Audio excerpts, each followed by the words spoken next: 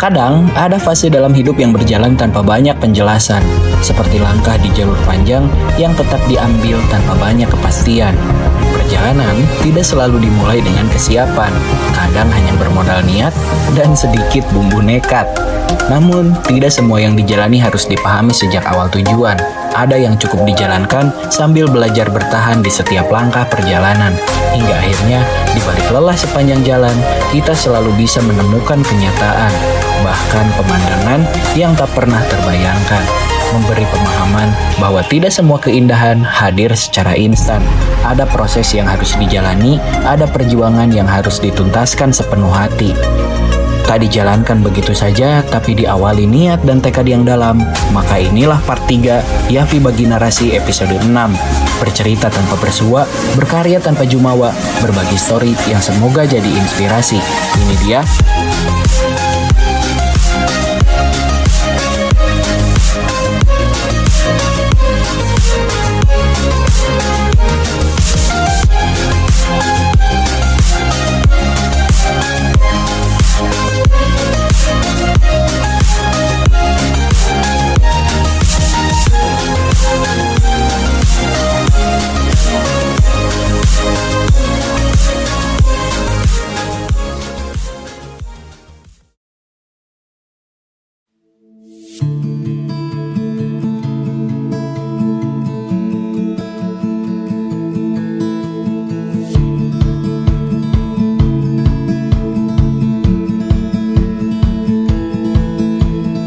Lur, 02.27 setengah 3 pagi.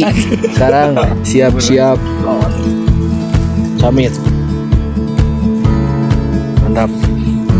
Bismillah, semoga sampai selamat pulang lagi dengan membawa oleh-oleh, cerita, dan kenangan. Mantap. Perjalanan dimulai dini hari, sekitar 2:30.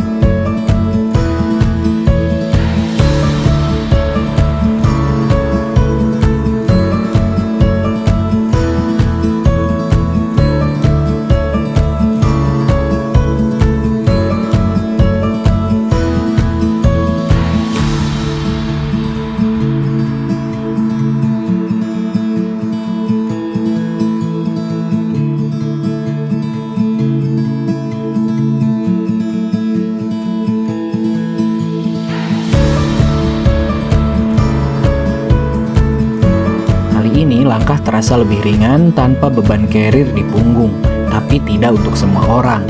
Acep, si pemuda berbahaya itu tetap berjalan tenang di tengah dingin malam, membawa karir berisi kompor, air, dan beberapa bekal perjalanan.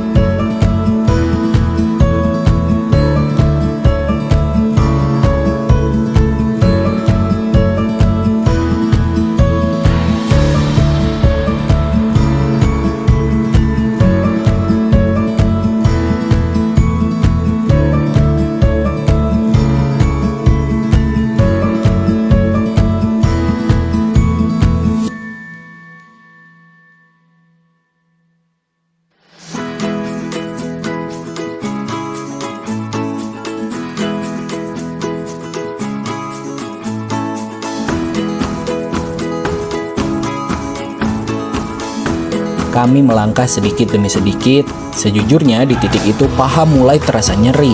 Sempat terlintas bayangan bahwa puncak mungkin tak akan pernah saya gapai. Namun perjalanan selalu punya cara untuk memberi harapan. Saat tiba di pos 4, Mbak Bibi mengeluarkan obat pereda nyeri. Sederhana tapi cukup untuk membuat langkah ini kembali terasa mungkin. 3.00 pas, berarti sekitar setengah jam dari camp area Anggrek. Kita nyampe di pos 4. Dari camp area, jarak menuju pos 4 memang tidak terlalu jauh, setengah jam. Kami pun berhenti sejenak di sana. Pos ini sebenarnya bisa digunakan untuk mendirikan tenda, namun minimnya vegetasi membuatnya cukup terbuka dan berisiko saat cuaca buruk. Tapi di balik itu, hamparan city light terbentang luas, dari barat hingga timur, begitu terbuka dan indah. Dan untuk sesaat, kami memilih berhenti lebih lama, menikmati keindahan di tengah perjalanan yang belum selesai.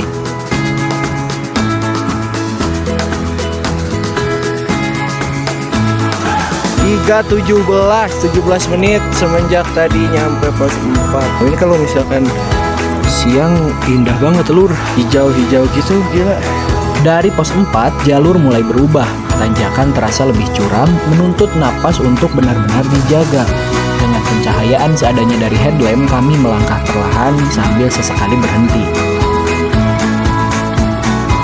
Andai saja hari sudah terang, tempat ini mungkin menjadi surga bagi para pencari keindahan. Mantap lur. Masih berapa menit lagi berarti sampai pos 5. Total harusnya 120 menit alias 2 jam dari pos 4 ke pos 5. Nah, ini baru 43 menit. Belum setengahnya. Seperti sebelumnya, rombongan kembali terpecah. Acep, Eko, dan Pak RW kembali di depan. Saya dan Alwi di tengah dan Paman Hegel bersama bapak-bapak lainnya di belakang. Meski berada di tengah, langkah ini tetap sering terhenti. 4:45. Udah adzan subuh, kita sholat subuh dulu. Di ini tempatnya lumayan landai setelah tadi.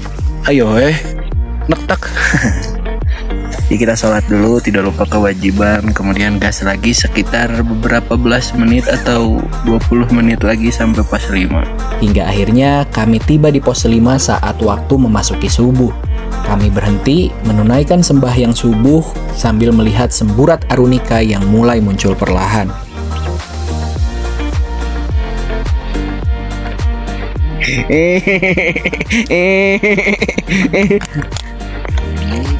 Kemana ayo Pak Eko? Pos 5. Semoga sekedeng tidak kuduna 15 menit. Pos 5. Raja Wali Segorowdi. Dikit lagi lur. Jam 5:10 sudah terlihat semburat arunika. Woi, mantapnya. Gila. Banget. Karena di sini nggak kelihatan, kita nyari lagi spot yang lebih tinggi. Come on. Dan benar saja, semburat arunika mulai muncul perlahan. Merah dan jingga berpadu di ufuk timur, seolah langit sedang melukis dirinya sendiri dengan warna-warna paling jujur. Di titik itu, saya benar-benar sadar, dari semua gunung yang pernah saya datangi, Sumbing adalah yang paling dermawan dalam memberi keindahan. 5:17, 7 menit tadi dari tadi. Nggak tahu yang mana sebenarnya, tapi ini kelihatan spotnya keren banget, lur. Ia tidak hanya menghadirkan pemandangan, tapi pengalaman yang utuh dari dingin, lelah, hingga takjub yang sulit dijelaskan dengan kata-kata. Setiap sudutnya seperti menyimpan cerita, setiap langkahnya seperti membuka kejutan, dan setiap pandangannya seperti hadiah bagi mereka yang mau bertahan. Saya dan Alwi memilih berhenti, membiarkan Pak RW, Eko, dan Acep melaju lebih dulu. Lur, Masya Allah, luar biasa. Sejauh ini kayaknya Sumbing paling sejauh ini ya yang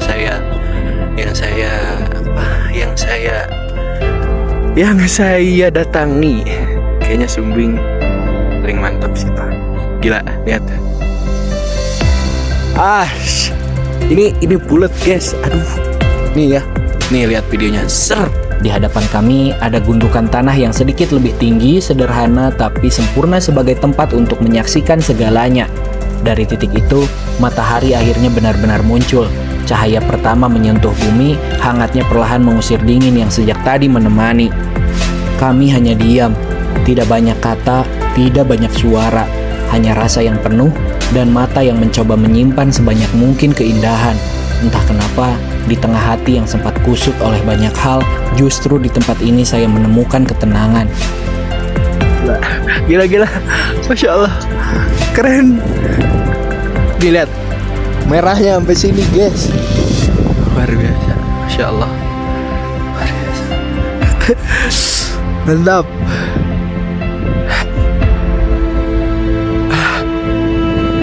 Speechless dulur. Speechless. Ini malah belum puncaknya. Nggak keburu sih sebenarnya ke puncak, tapi di sini udah keren banget. Tadi kalau di bawah lebih keren lagi nih, sabananya kelihatan banget. Oke, lur.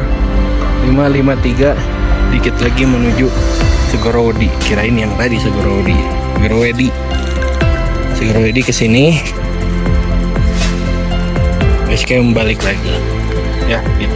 Sebuah momen yang tidak hanya indah, tapi juga terasa menyentuh lebih dalam dari sekadar pemandangan.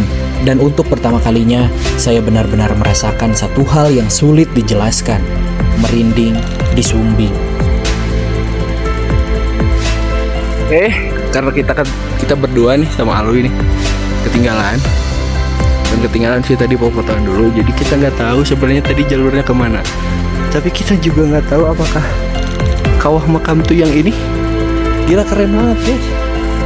Tadi saya kira ini bukan air loh. Saya kira ini cuma tanah. Ternyata air, gila. Keren banget ini.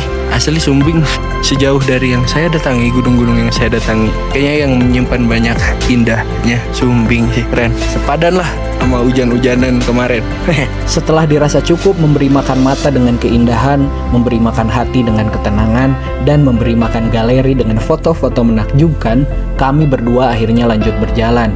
Kami akhirnya tiba di Segorowedi, sebuah kawah mati yang begitu indah, dikelilingi banyak rumput, bebatuan, dan tebing. Lagi-lagi kami dibuat merinding. Dari kejauhan, saya mengira itu hanya hamparan tanah. Namun saat mendekat barulah terlihat, itu adalah air.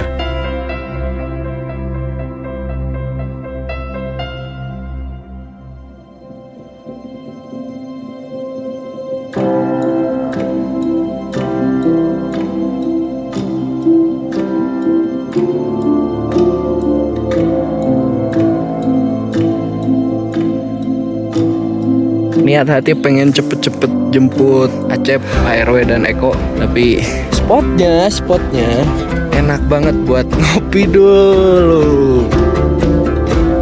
Santai kita mah. Dari sini ke puncak ntar sekitar kalau di peta 45 menit katanya. Semoga selamat, dan akhirnya kita menamatkan 3S. Luar biasa. Kami kembali berhenti cukup lama menikmati suasana. Dari kejauhan terdengar panggilan, rombongan Paman Hegel mulai menyusul.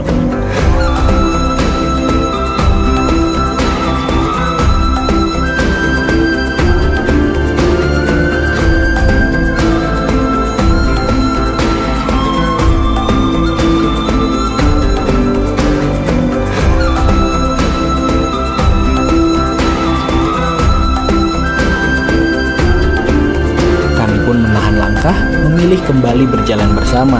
Entah sudah berapa banyak foto yang kami ambil di sana, tapi rasanya tetap belum cukup.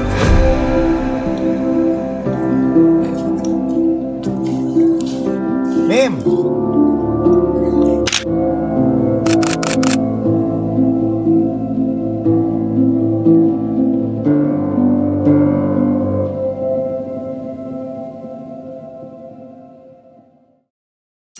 Tadinya kita mau langsung ke puncak, tapi karena rombongan paman sudah menyusul, jadi bareng aja. Saat dirasa cukup dan puncak tinggal sekitar 45 menit lagi, kami kembali melanjutkan perjalanan.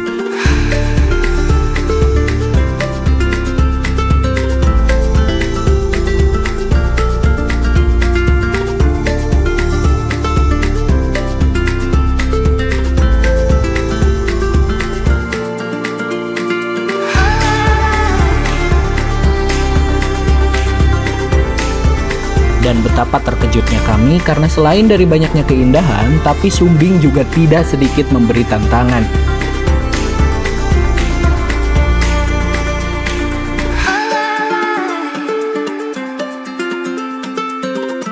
Selain hujan sebelumnya, sekarang menuju puncak kami harus menaiki tebing terjal, bahkan ada juga tali yang sengaja dipasang untuk membantu. Anjay. Tanpa banyak merekam, kami memilih fokus pada langkah. Kontur yang curam menuntut kehati-hatian di setiap pijakan. 0726. Akhirnya nyampe puncak Bobot. Puncak bohongan. Ditemani duo dari mana Mas? Dari Kaciren. Mencuri. Positif. Wih, Mawi. Sangat tidak disarankan. Kita cek kekompakan pendaki. Oh Mas, say hi. Oh, nice banget. Keren. Tuh jalur dari Dukuh Seman. Nih, ini dari mana ini? Nice banget. Tapi ini udah 3.000 nggak sih? Udah ya? Udah. 734. Dikit lagi. Menuju puncak. Banyak fata morgana. Kirain ini puncak. Ternyata bukan. Sindoro kelihatan jelas. Yo duluan Mas. Sindoro. Itu apa sih, selamat ya? Selamat ya? Selamat Sindoro, Merbabu, Merapi, Merana. 739. Bodoh amat udah berapa menit. Pokoknya kita nyampe. Hingga akhirnya saya tiba di puncak Raja Wali, titik tertinggi di Gunung Sumbing. Dan alhamdulillah, dengan ini perjalanan 3S pun tuntas. Sindoro, Slamet, dan kini Sumbing. Ada rasa yang sulit dijelaskan, perjalanan panjang, usaha yang tidak ringan, dan semua lelah yang akhirnya terbayar oleh pemandangan yang begitu mantap dari atas sana. Ya itulah, kita ada di puncak Gunung Sumbing. Raja Wali, puncak Raja Wali. Wey, mari kita tes kekompakan pendaki. Say hi gitu. Say hi. Hai, mantap. Luar biasa. Kami mengabadikan beberapa momen, lalu beristirahat sambil berbincang, menunggu rombongan lain yang masih berjuang.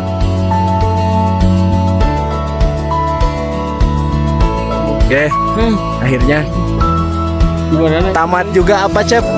Cep tamat apa Cep? 3S bersama Acep, Papa Hasan, Encan Sindoro selamat sih. Sama Acep dan Eko tamat 3S, luar biasa. Kita juga kedatangan sahabat yang juga lagi naik Sumbing. Saha iya. Kita kedatangan Dedon Rifki. Mantap. Tira Mana? Di Kamis. di mana? Sindoro dulu. Jalur mana? Keledung. Tektok. Sumbingnya dulu. Oh, Sumbing. Garung. Penuh nggak? Full. Mantap. Gimana rasanya? Nice. Kita ketemu saudara dulur. Mantap. Ajib. Yo. Di titik itu, tidak banyak yang perlu dikatakan. Hanya satu kalimat sederhana yang terasa cukup. Puncak Sumbing, terima kasih.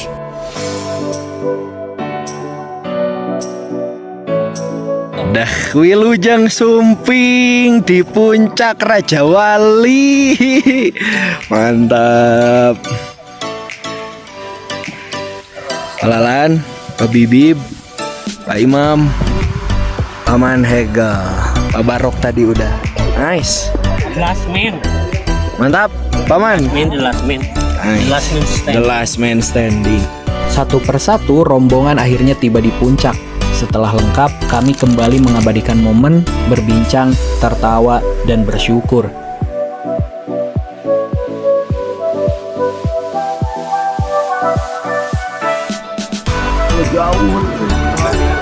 Dan ketika semuanya dirasa cukup, kami pun bersiap untuk kembali turun. Karena pada akhirnya, setiap perjalanan bukan hanya tentang mencapai puncak, tapi juga tentang selamat pulang ke rumah dengan membawa sesuatu yang lebih dari sekadar kisah.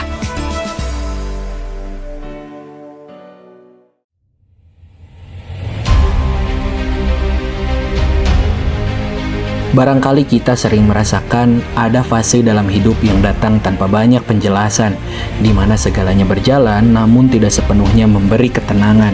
Terkadang hari-hari tetap dilalui dan dinikmati begitu dalam sampai kita lupa bahwa hal-hal itu bisa berubah menjadi beban yang dipendam. Pikiran kadang lelah begitu saja, hati lupa untuk jeda hingga tak tahu harus berhenti di bagian mana. ada keinginan untuk menjauh dari segala keramaian, menata ulang diri dari hal-hal yang selama ini terlalu dipaksakan. Di titik itulah kita mulai belajar untuk kembali fokus pada hal-hal yang benar-benar penting, bukan sekadar hal kecil yang hanya membuat pening. Selayaknya Sumbing, ia hadir sebagai pengiring, mengiringi langkah menuju petualangan luar biasa yang bisa direkam, mengiringi jiwa menuju pemahaman yang lebih dalam. Dan di tengah suhu dingin serta pakaian yang lembab, Sumbing Viaduko Seman seakan jadi penyebab tentang hidup yang menuntut kita untuk kembali pada tanggung jawab. Perjalanan ini tidak ditempuh tanpa persiapan. Ada waktu, tenaga, dan biaya yang telah dikorbankan, yang terasa sayang jika tidak dituntaskan.